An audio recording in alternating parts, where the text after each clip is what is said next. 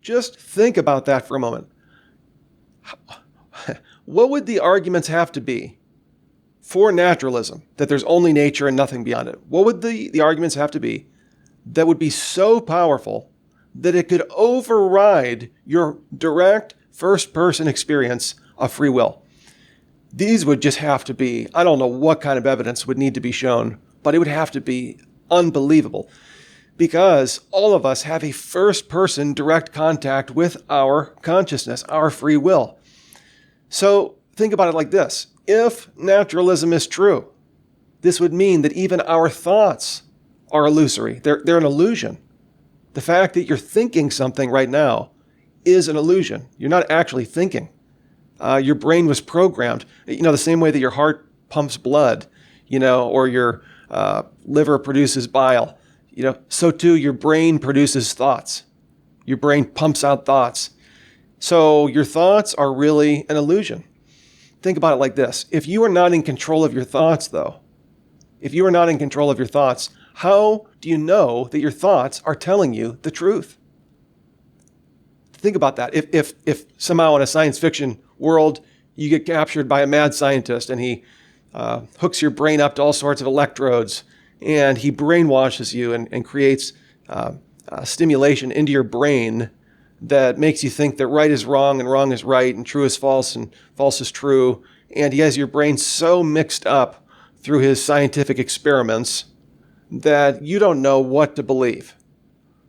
Could you affirm anything is true? Well, of course not. If you know and you affirm a mad scientist so fundamentally corrupted my brain that I don't know true from false, right from wrong, real from fiction, then you would have no basis on which to affirm that things are true. You could say my psychological state is one where I believe that's true, but you don't know that it's true. The same thing is true when we treat loved ones with dementia or Alzheimer's.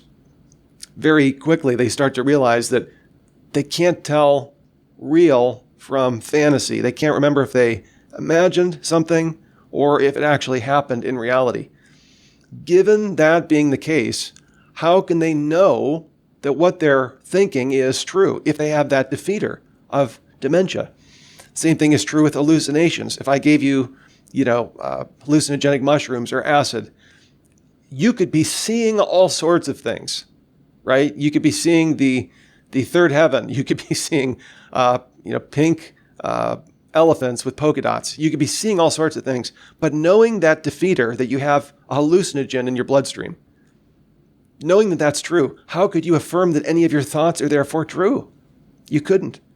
There's this whole trope in science fiction films where aliens come from a different planet and they perfectly mimic humans. So we see this over and over and over again, where aliens in sci-fi movies come to Earth, perfectly mimic a human being. So they look like the human. They sound like the human being. It could sound like your wife or your brother. They talk, they have the memories of your relative and loved one. If you cut them, they bleed. If you were to do an autopsy, you would see organs. They so perfectly capture the other person in some cases. Some movies are different, but you get the point. That you cannot tell the true humans from the aliens. Now, that being the case, if you have that defeater in place and you don't know true aliens from true humans, how can you affirm that one is a human and one is an alien? What if I told you you don't know which is which, or they're all aliens? They're all lying to you. Or The Truman Show, they're all actors. If I told you they're all actors, that defeats your claim to know anything. The same thing is true here, only to a much further degree. I hope you can see that. It's not that some beliefs are false and some beliefs are true. It's that we have no way of adjudicating between true and false beliefs because we have a defeater in naturalism that says that you can't know any beliefs as being true. All beliefs under this view are an illusion. What about the idea of reason? Under a naturalistic worldview, these are usually the people that are pioneers of reason and logic. Under this worldview, reason is an illusion. How can you trust your rational faculties and your rational conclusions if the entire process is fixed firmly? Well, how did you come to that conclusion? Well, I came to that conclusion through the laws of deduction. I came to that conclusion through reason. I came to that conclusion by looking at the evidence and weighing evidence. Okay, and what did you use to weigh the evidence? Well, I used my brain, of course. And your brain is determined. Your brain is determined to do one thing rather than another, right? Right, yes. So you didn't actually weigh anything. You didn't use any laws of deduction. All you did was get forced back into a corner where you had to choose one or the other. But there was no freedom of the will, nothing like that. Think about it like those magic 8 balls that we used to play with as kids. You know, if you were trying to figure out how to get from here to California, would you use a magic 8 ball? Well, no, because when you shake the magic 8 ball, it comes up with different answers that are predetermined. And this wouldn't lead you in the right direction. This would just lead you in any direction. It would lead you in a predetermined direction. So would you trust the findings of a magic 8 ball? No, because it's predetermined. But then the question becomes, why is it that you trust the thoughts in your own brain if at the same time you're affirming that they themselves are predetermined?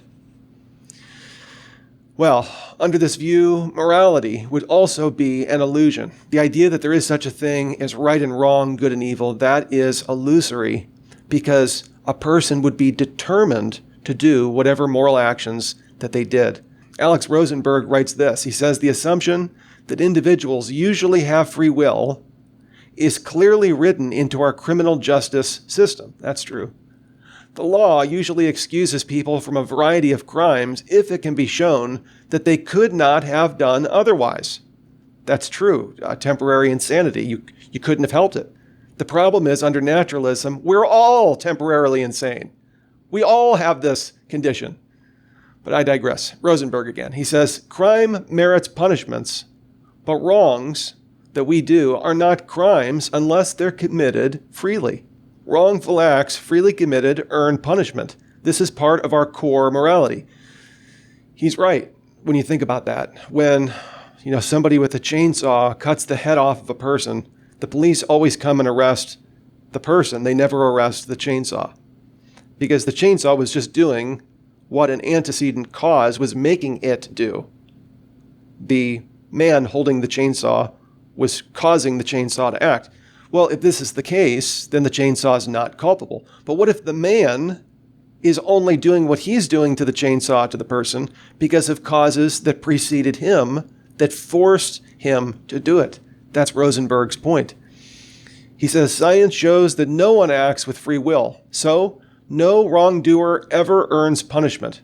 This is an unavoidable conclusion that scientism, not science, scientism draws from applying determinism to core morality.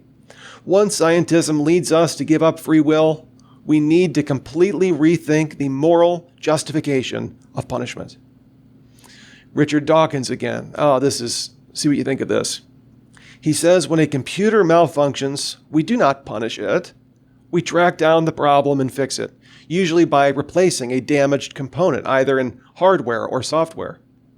But isn't the murderer or the rapist just a machine with a defective component, or a defective upbringing, or defective education, or defective genes?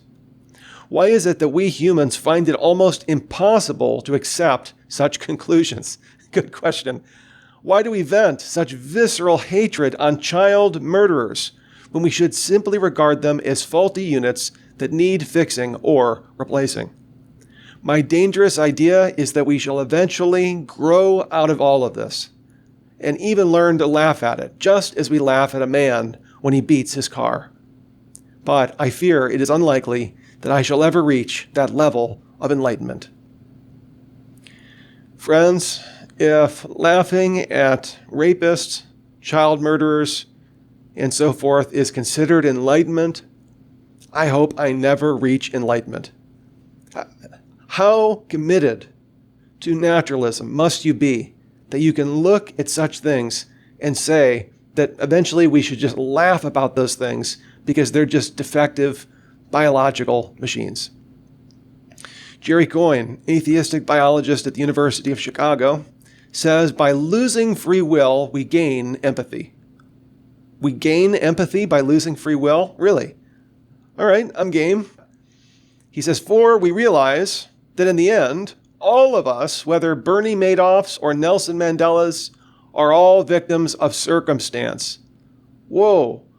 You know who Bernie Madoff was, right? The man who stole billions of dollars in a Ponzi scheme of people's retirements, ruining countless people's lives. He's saying that person and Nelson Mandela, the one of the greatest men of the 20th century, those two men are just victims of circumstance. He says, with that under our belts, we can go about building a kinder world. Jerry, kinder for whom? When we're saying the Nelson Mandelas and the child killers and rapists, these are the people that are the victims? How screwy is this worldview that you have to affirm that? How do you wake up every day having to affirm something so totally foreign and false to your mind? I don't know how they do it. All right, if free will is an illusion, if naturalism is true, this means that our lifelong identity is an illusion. Think about this. If all we are is a constituent of biological parts, skin and blood and bones and cells, this means that every several years, most of our parts have been replaced. They've been duplicated, right? They've been copied and so forth. But that means that years ago, I am not the same person that I am today.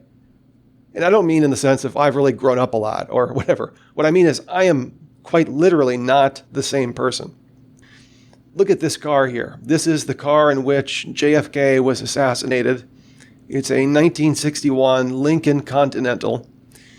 And let's say that you went to Texas, where I presume this is housed, and being an incredible, history buff and a fan of JFK's presidency, you went to memorialize him and visit the museum where the car is housed. But as you walk up to the car, you see that the tires on the car are brand new tires. They're not from 1961, they're brand new. You think, well, it's not that big of a deal. Maybe they need to drive the car around. But then you look a little bit closer and you see that the outside of the car is not made of steel like they made them in the 1960s. It's made of some kind of polymer like they make them today. But then you look inside and the seats have all been reupholstered. And the steering wheel has been replaced. And the radio now has a digital radio, not one of the original radios from the 60s. And then let's say you're getting really brash and brazen. You pop the hood. And underneath the hood, it's all Honda parts. Okay? If you replace the tires and you replace the chassis and you replace the upholstery and you replace the engines and the engine and the transmission and the carburetor, at what point do you just say, that is not the car that JFK was shot in? Why not? Well, because it has a bunch of physical components that were all changed. Well, what's true of that car is also true of us. As human beings, our physical parts are changing constantly.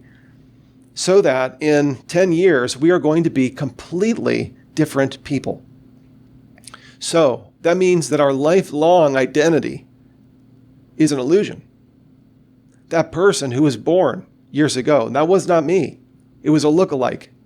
That person who graduated from high school, that wasn't me either. He looked a lot like me, but I have his memories, but they've all been duplicated. Just like if you were to make a perfect replication of that car, the 1961 Continental.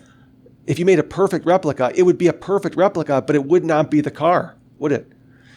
So this leads to terrible problems for the naturalist, because what this means is that we shouldn't regret the past. Do you have any regrets from your past? I do. Why regret those? I wasn't there when those things happened. Again, it was a lookalike. Do you ever fear the future? Something that's going to happen in the future? Don't worry, you won't be there when you get there. The same thing is true here as well. So this leads us to a number of problems. I hope I can just show the difficulties with the naturalistic worldview.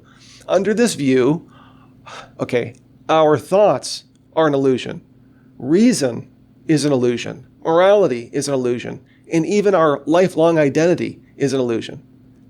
That's what you have to believe if you're going to be consistent, logically consistent with naturalism. So is it that our thoughts, reason, morality, and even our identity are an illusion? Or is it that philosophical naturalism is the illusion?